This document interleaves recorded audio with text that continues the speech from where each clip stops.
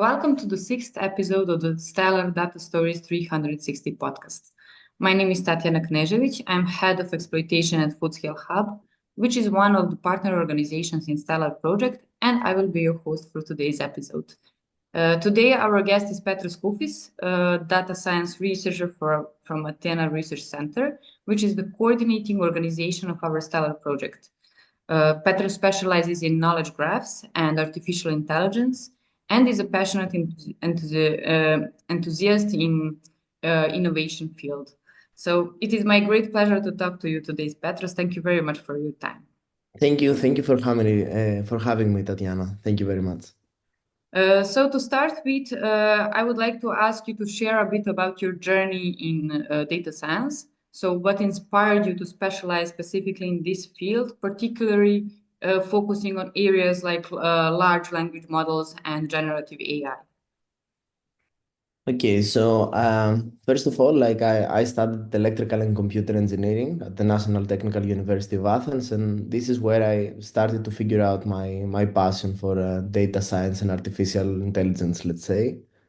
Before joining Stellar, I had some experience in research, but I no zero experience in large language models or generative AI. Like these things were not a thing at the moment. But I had figured out that I really like to solve problems like using artificial intelligence and helping people in this way. After joining Stellar, there was this breakthrough when it comes to large language models and generative AI. And I think at the point it was evident for me that this was the specific domain that I wanted to specialize.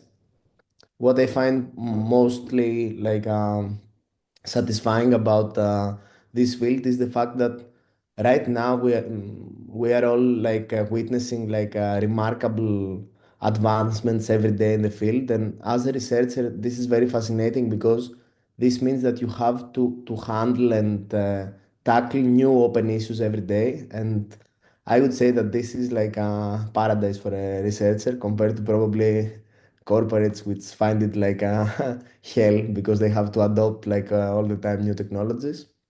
So I think this is the main issue that I love large language models at the moment and generative AI in general. And also, if I could add one more thing, is the fact that it's data science, but in a very interpretable and human-like way. So it's way easier for somebody to understand the results from a large language model or generative AI solutions. And I find it really intriguing the fact that I can go and quickly explain to actual business partners or generally my friends and everyday people what I achieve with the technologies I use and with my work in general. Mhm. And Stellar here really does some really remarkable work in this field. So, as a data science researcher, what is your specific role in Stellar project, and how does your work contribute to achieving its overall objectives? Yeah, definitely. The work done in Stellar is very remarkable in many ways. So, officially, I'm a research engineer at Athena Research Centre, and this means that I spend an equal amount of time on research and development, especially on novel techniques and algorithms for data management. This is, let's say, my field of expertise. So, my role in Stellar focuses mostly on designing, implementing, and validating methods for improving data discovery and information extraction. To give you an example for that, in our work with one of our partners, Agrono, I specialize in helping the company extract entities of interest, such as foods and hazards in our case, from unstructured information. In our case, this is plain documents of product recalls from different data sources. I also contribute a lot in the knowledge organization part in the data catalog. And in general, I try to help in the data discovery by figuring out schemas of data, adding descriptions in data, and generally providing new data points for its dataset that can help people to retrieve data sets easier or answer their questions regarding the data we provide at the catalog. And so far, are you satisfied with the cooperation with Agrano? Are there any challenges with uh, obtaining information from them to understand their daily operations and how you can optimize it?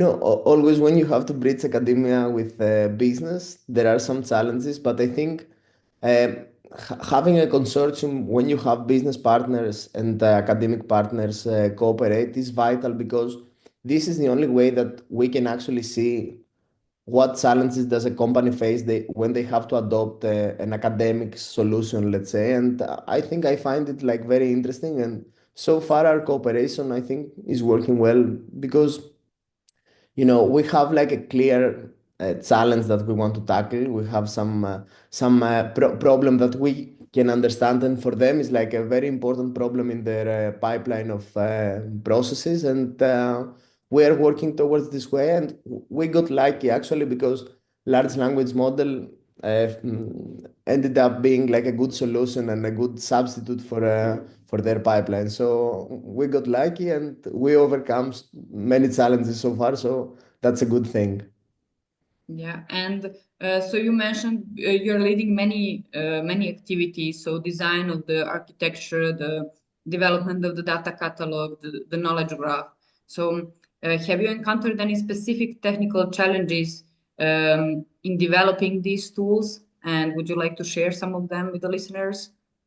Yeah, definitely. So I think challenges are part of our everyday everyday activities. Figuring out challenges and then tackling them. So there are three main verticals when it comes to the development of the catalog, where we constantly um, have to tackle some challenges. The first one I would say is data. There is a huge heterogeneity in the formats of data that we have to handle.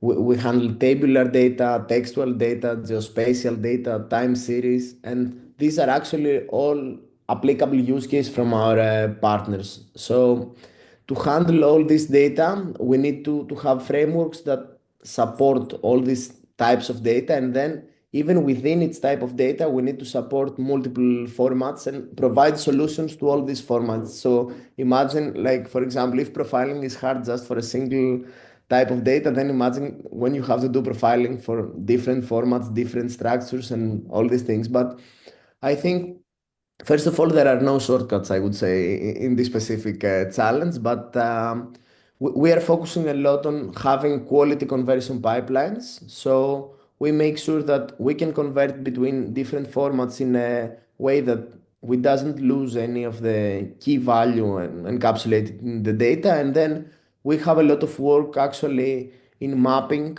between different formats and entity linking, for example, work that is being done like inside the project is there are a lot of things on entity linking, which is a problem that actually helps us connect, let's say, different data about the same things but in different formats. So this is one thing.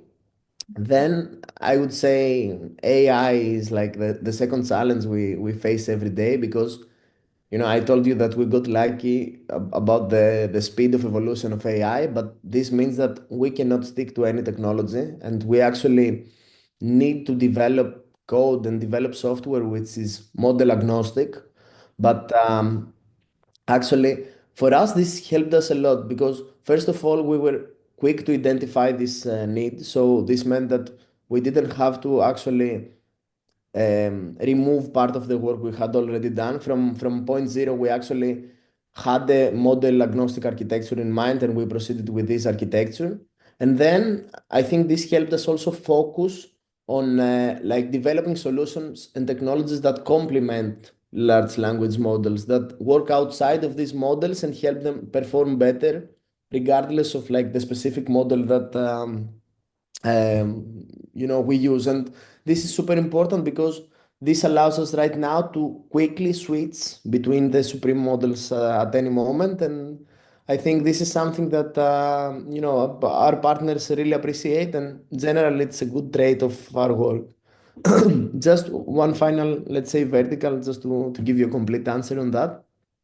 So the third challenge that we constantly face is architecture in general. And this again, like data, is something that I think it has no shortcuts. There's no shortcuts because we have to, in our platform, to have pipelines that solve very diverse problems.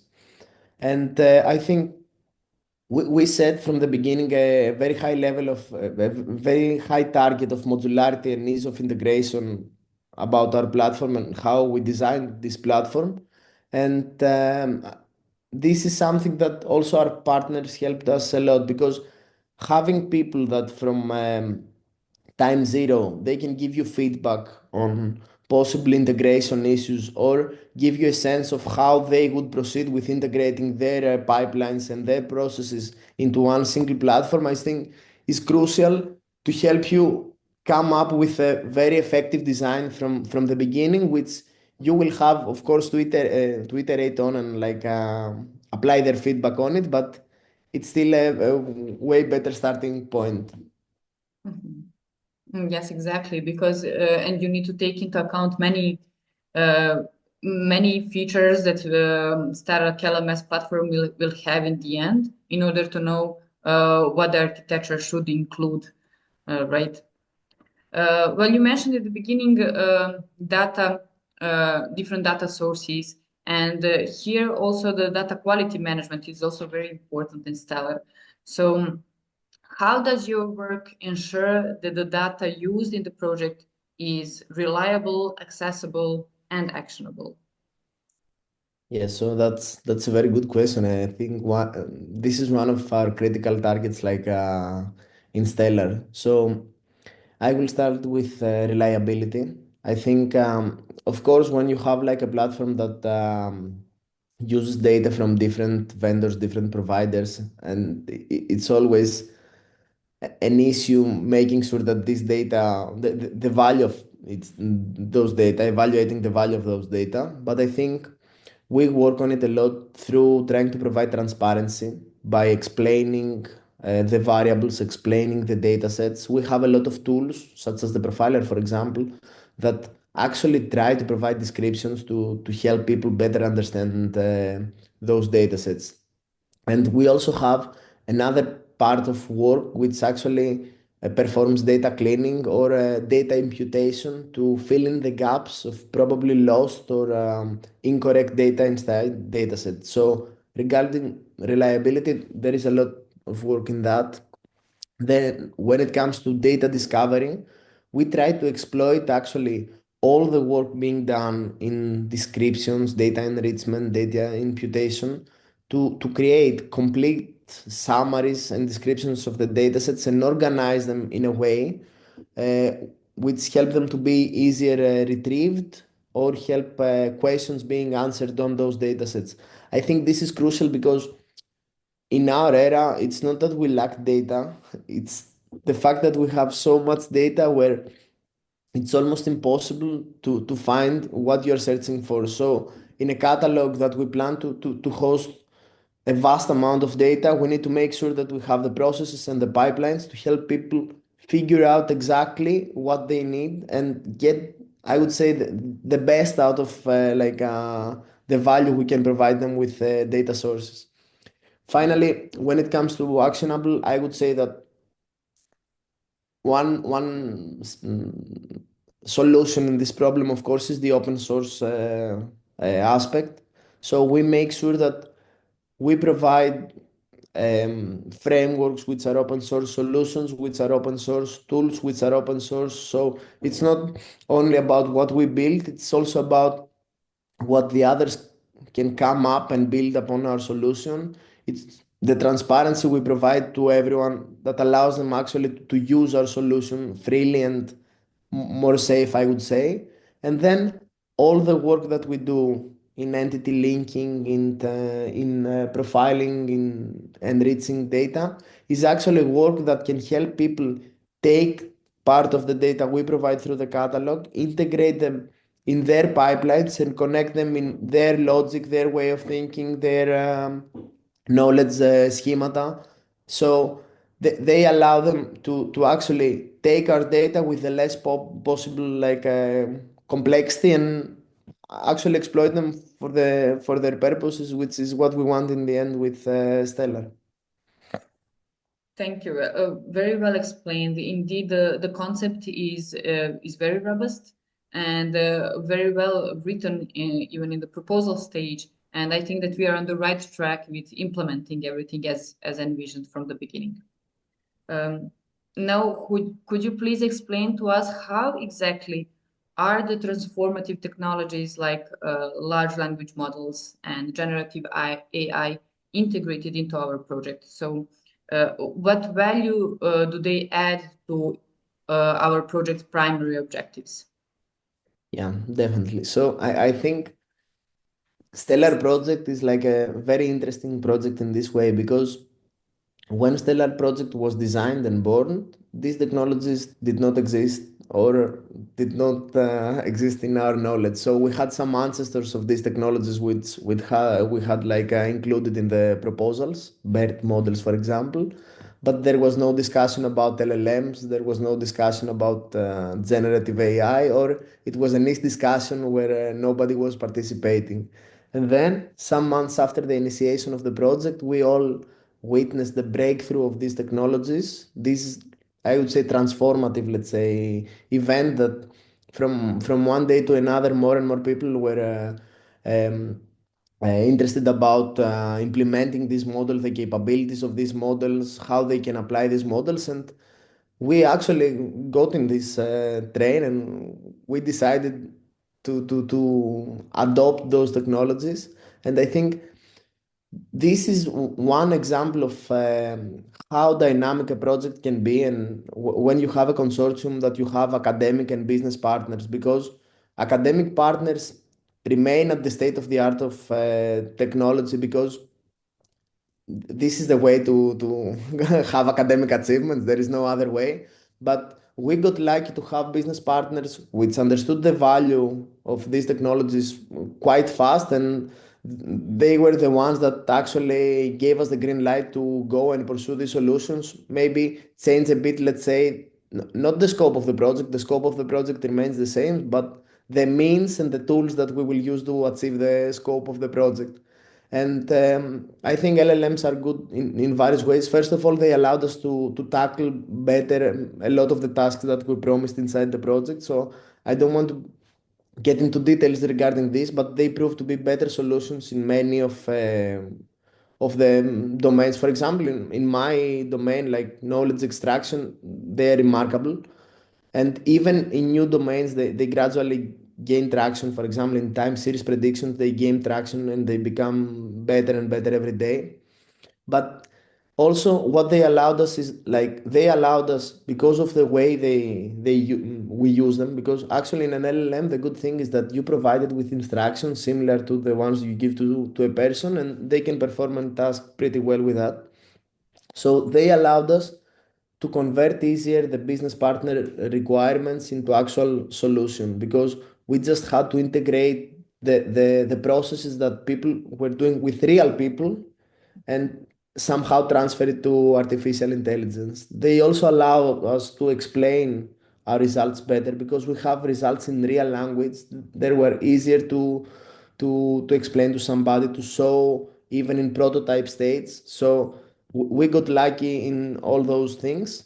But I would say that nothing comes without a cost. So we had to face new issues. We had to face speed of technology and technological advancement was one, but also the risk of hallucination and the caution needed when developing solutions where the LLM take the decisions or provide the results. This was a new field for us. This was something that we understood the risk as we proceed, and there is a lot of work. We are lucky because we do a lot of work on that, and there is a lot of work in general in academia and business on this thing. But it's always that you adopt the technology and you have to bear some risk for appropriating all the value that the technology can give you. So in a nutshell, I think LLMs gave an extra value of interest and like extra performance, let's say, in the project, but at a cost that we had to handle internally. Mhm. And okay, well, since we are in innovation project, this is something that we can expect, right? So that new things will emerge, that we will need to be flexible and to adapt quickly. And that's why we are working with the best experts in the field. And Athena Research Centre is really at the forefront of innovation. Um, Now, regarding data profiling tools, could you explain then a bit how they work and their impact on enhancing data discovery within our project? Yeah, definitely. So I gave you hints, I think, before, but let's dig a little deeper on that. So data discovery in general depends on the availability of comprehensive data descriptions. So the role of the profiler here is to help automatically produce such descriptions, complementing and augmenting the ones that are provided with from data owners, or especially in cases where manual descriptions are missing or are very short, we need to increase the quality of these descriptions. And we do it in two main, let's say, ways. The one more traditional way is this of calculating statistics on data sets. Statistics like uniqueness of values, frequency of values, minimum, maximum, and average can help us figure out a lot of things about specific columns or specific, let's say, areas in data sets, and also impute some missing or wrong values. And the other vertical is about semantic type annotation. So instead of like having just to calculate data on the values, we try to disambiguate, we try to understand the meaning of tables, the meaning of columns, and provide actual either mappings on an ontology or free text descriptions. And all these things allow us to give to the users of the data catalog a complete view of a data set without them having to explore it on their own. And also, this is work that also help us connect similar data sets, connect data sets to a single ontology, and create, let's say, more holistic solutions when it comes to specific problems or specific data domains. And I think right now with using again LLMs, we get like we have some significant achievements when it comes to having all these descriptions and all these profiling results in a way that is easily understandable by human, at least experts at some points, but like hopefully we will get to the point that everyone can understand every type of data set. That's, let's say, our ultimate goal. Yeah, okay. That would be great, really. That would really help everyone in any industry, not only the agri-food that we are primarily focused here in Stellar. Now, for the end, as you mentioned, the field of AI and data science is really evolving rapidly. Um, what emerging trends or technologies do you think will have the most significant impact in the next 5 years? Yeah, okay, that's very interesting. I would say that the 5 year time span is very hard to predict at the moment because of the pace and the speed that we have. But for sure, there are some key, let's say, technologies or frameworks which are emerging. I would say that agentic AI is like the number one trend right now. The fact that when you have a specific task, you can split it into many subtasks and explain to an LLM how it can specifically solve this subtask to help a bigger to help you achieve a bigger goal is like a framework which gets more and more popular. And actually, the good thing with agentic AI is, first of all, the fact that it's easier for humans to explain to the LLM the tasks they want to achieve. And actually, LLMs get better at understanding those tasks every day. And also the fact that humans do not need, I would say, an elaborate knowledge on coding or whatever to achieve those tasks. We see that there is a handful of no-code resources that help, people with zero to very low experience on coding to utilize these models to solve tasks. Then I would say another segment which is very promising is small large language models, that operate in edge computing, for example, your mobile phone. I think this will unlock a lot adoption when it comes to everyday consumers and not just businesses, because they will solve at a great part, let's say, the resource constraint that we face, and without actually having to pay a big price, we will be able to appropriate a lot of the value achieved by these models. Small models are getting better every day, and we at Athena Research Center, we experiment a lot with those models, and we are really interested on what's going to happen there. Then I would say this connects a lot with voice. So I think the fact that those models get better every day in understanding voice and actually producing voice is crucial, because again, this changes a lot the paradigm of use when it comes to mobile devices, edge devices. But this is very interesting because it's another level of abstraction. It makes like a more fluid interaction with humans, and I think it opens up a lot of opportunities in, again, edge computing use cases. And finally, I would say the support for new types of data is crucial. Like when we started with LLMs like 2 years ago, we were mostly focusing on having them understand documents. Then there were new LLMs that were able to understand like pictures or videos or generate, let's say, this kind of data. Now we can go into more niche domains like time series, or I don't know. In our project, for example, we have pictures of wavelengths of different satellites. This is a very niche domain. There is no expert LLM, let's say, in this field right now, but imagine what can happen, like if large language models get into this domain, which they will, because I think like classical data at this point are almost like covered with the solution. So in general, I think we can be a lot of very optimistic about the adoption and the use cases that we can see by LLMs being solved the next few years, less than 5 years, I guess. I'm also very excited about all the things that you mentioned here. I mean, not to mention how much the existing technologies are helping in everyday work, business professionals, but everyone, as you said, in the field and beyond. So even students are using these technologies now. So it really helps everyday work. It really pushes the boundaries and help us to do more and to think further. Definitely. Uh, Thank you very much, Petros, for today's discussion. It Um, was it was a pleasure being with you, Tatiana, today, and I hope the things we said will be interesting for many people and the viewers of our podcast. I'm sure our listeners will enjoy this podcast. And for those of you who would like to learn more about Stellar Project, please visit our website and follow us on social media for more updates on our work. Thank you again, Petros. Bye Thank you. bye. Bye.